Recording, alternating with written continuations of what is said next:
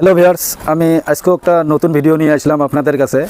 আপনারা এই প্লিন্টে দেখতে পারতেছেন, এটা G+2 বিল্ডিং একটা। এখানে যে আমরা এই প্লিন্টে এই সিস্টেমে গাইতা দিছি, আপনারা ভালো করে দেখে নেন। কারণ আমার যেটা গ্রাউন্ড ফ্লোরে এটা মানে ভাড়া সিস্টেম হবো, যার দরিনে একদম গ্রাউন্ড ফ্লোরে সিস্টেমেটিক করে নিছি, যাতে এইভাবে কামগুলো করার পরে ছাদটা ঢালার পরে একদম পারফেক্ট হয়ে যাব। Kitchen room, latrine, bathroom, bedroom, dining room, drawing room একদম পারফেক্ট হয়ে আছে। এখানে আরও একটা দেখো, এখানে পার্কিং হবো, যেহেতু পার্কিং প্লেস একটু কম আছে। এই বিল্ডিংটার সামনেও পার্কিং আছে, সিঁড়িটার সামনে আছে। কারণ এই সাইডটা দিয়ে দেখতেছেন, এই সাইডে মানে রাস্তা হবো, যার দরিনে গাড়িটা এখানে থুবার পাবো বা পার্কিং করতে পাবো। আর যেহেতু গোটায় মাটিখানোতে আপনার কভার হয়ে গেছে, যাতে বিল্ডিংটে কোনো জায়গার ভিতরে কমই না হয়, যেহেতু ভাড়া সিস্টেম হবো। আর উপরে যেটা থাকবো ওটা নিজেরাই থাকবো, ওটার মডেলটা অল্প আলাদা টাইপ হবো। তো প্রত্যেকটা জায়গায় কিন্তু কামগুলো অল্প আলাদা আলাদা টাইপ হয়। কিসের জন্যে? হয়তো বা ডোরেংখানেরও কথা আছে আর জায়গাগুলোরও কথা আছে। আপনারা যদি একটা বিল্ডিং বানাইতে চান, তো ওই সিস্টেমের কইরা কামগুলো করতে হবো। ভিডিওটা যদি ভালো লাগে লাইক করবা, শেয়ার করে দিবা বেশি বেশি, যাতে অন্যরাও দেখতে পারে। কেউ যদি নতুন চ্যানেলে এসে থাকেন, চ্যানেলটা সাবস্ক্রাইব করে নেবেন। যদি একটা বিল্ডিং বানান না, আগে জায়গাটা মেনটেনেন্স করে নিতে হয়, যে আপনার জায়গাটা কি সিস্টেম আছে, কোন ধরনের আছে, আপনারা ঘরটা কি সিস্টেম বানাইবা, এই সিস্টেম কইরা আপনারা কামগুলো কইরা নিবা।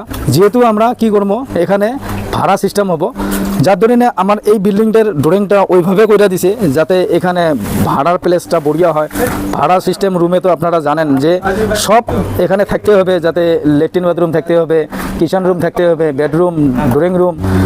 তার মানে আলটিমেটলি আপনার অসুবিধা যাতে হয় না, ওই ধরনের করে কামগুলো পারফেক্ট করে ড্রয়িংগুলো বানিয়ে নিছে। এখানে যেটা আমার রাস্তা আছে, এই ওয়ালটা দেখতে পারতেছেন, ওয়ালের সাইডে দিয়ে রাস্তাটা আছে, যার জন্য এগুলো সিস্টেমগুলো এইরকম করে দেওয়া হয়েছে। অ্যাকচুয়ালি যেই জায়গার মধ্যে যেটু সিস্টেমে বিল্ডিংগুলো আইসে বা ড্রয়িংটা কইরা নেয়, আমি ওই সিস্টেমে কাজগুলো কইরা দেই, যাতে এটা আমার কোনো কথা না, ড্রয়িং হিসাবে আমি কামগুলো কইরা থাকি। তো এই ধরনের কামগুলো আপনারা কিভাবে করবেন, খালি কাম করার জন্য না, আপনারা নিজেরাও অল্প চিন্তা করবা যে এখানে কি মিললো কি মিললো না।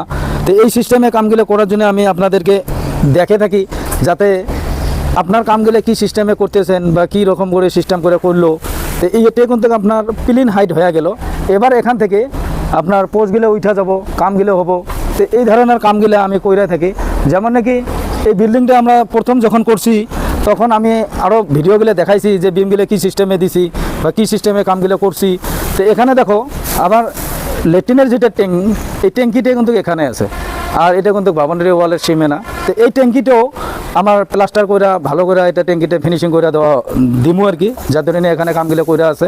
আর প্লিনটে যে হয়ে গেল, এখন ইয়ার মাটি ফিল আপ কইরা কামগুলো করবো। মাটি ফিল আপ করা হওয়ার পর পোস্টগুলো ঢাইলা দেবো, সিঁড়িখান ঢাইলা দেবো। হয়তো বা সিঁড়িতে অল্প সামন সাইডে আছে, আমি ওই দিক থেকে আজকে দেখাতে পারলাম না, আমি এই দিক থেকে দেখালাম। এটা পিছন সাইড থেকে দেখার পরে বিল্ডিংটা কীরকম হলো আর এখানে সিস্টেমটা কীভাবে কামগুলো কইরা আছি, এটাই আমি দেখালাম। যেহেতু প্লিনটা হওয়ার পরে কলম টলমগুলো ঢালা হয়ে গেল, এখানে মাটি দিতে হবে। এই কামের যেটা সিস্টেম বা কামের যেটা পদ্ধতি, এটা কিন্তু আমার মতে হয় না, এটা ড্রয়িং মতে হয়। তা আপনারা বিল্ডিং একটা করার আগে ড্রয়িংটা নিশ্চয় কইরা নিবা, তখন কিন্তু কোনো রুমে কমই হবো না। নিজের ইচ্ছে মতো যখন করবা, তখন কিন্তু খেলিমেলি পাইবা। যার ধরে আমি কয়া থাকি, আপনারা নিশ্চয় বিল্ডিং এটা যদি ভাবছেন যে আমরা একটা বিল্ডিং বানাবো, তার আগে আপনারা ড্রয়িংটা বানার চেষ্টা করবা। তাহলে হয়তো বা বিল্ডিংটা কোনো ভাঙাভাঙি হবো না, বা কোনো ওয়াল বলে এখানে ওয়াল এখানে দিলাম, এখানে ওয়াল সাইড করে নেই, এই ধরনের কামগুলো হবো না, একদম পারফেক্ট হয়ে যাব। তা বিল্ডিংটা কীরকম হয়েছে আপনারা নিশ্চয়ই দেখতে পারতেছেন। অল্প ভালো করে বুঝে নিবা যে কী সিস্টেমে কামগুলো করছে বা কী সিস্টেমে কামগুলো হইতেছে।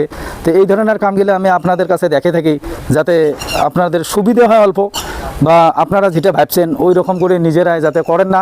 যার জন্য আমি আপনাদের কাছে প্রত্যেক দিন নতুন নতুন টেকনিকগুলো নিয়ে আসি, যে কী সিস্টেমে কামগুলো হইতেছে, কী সিস্টেমে কামগুলো করতেছে। বা একটা ড্রয়িং নেওয়ার পরেও যদি আপনারা কাম করেন, কামটা কীরকম করে করবেন আপনারা সবে জানেন, তার ভিতরেও কিছুমান অল্প খেলিমেলি হয়ে যায়। আমি এটার জন্য কই, আর একটা কথা আপনারা বইলে দেই, প্লিনটা করার পরে ধামধুম মাটি ফেলে দিবেন না। কিসের জন্য? পানি টানি দিতে হয়, যার ধরনে কামগুলো অল্প যাতে পারফেক্ট হয়ে যায়। যেহেতু ইটের গাঁথনিতে খুব ক্যারেক হবার চান্স থাকে। আর যত পান প্লিনটে হাইটটা কম করবেন গাঁথনিতে। যদি 3 ফুট 3.5 ফুট হাইট এসে যায়, আপনারা নিশ্চয় প্লিন বিম এটা দিয়ে দিবা। কারণ গ্রেড এটা যে আমার মাটিতে আছে, এটা আপনার গ্রেড বিম বলি কয়, আর যেটা নাকি প্লিনটের উপরে যাবো ওটা প্লিন বিম বলি কব।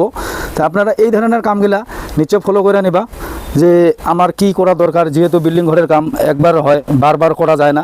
ছোটো মোটো আসাম টাইপ ঘর হলে তো আপনারা বারে বারে যদিও করেন, অল্প বেয়া হয়েছে ভেঙে দাও, অল্প উঁচে করে দাও, এই ধরনের কামগুলো আমি আপনাদেরকে দেখে দেখি। ভিডিওটা যদি ভালো লাগে লাইক করবা, শেয়ার করবা বেশি বেশি।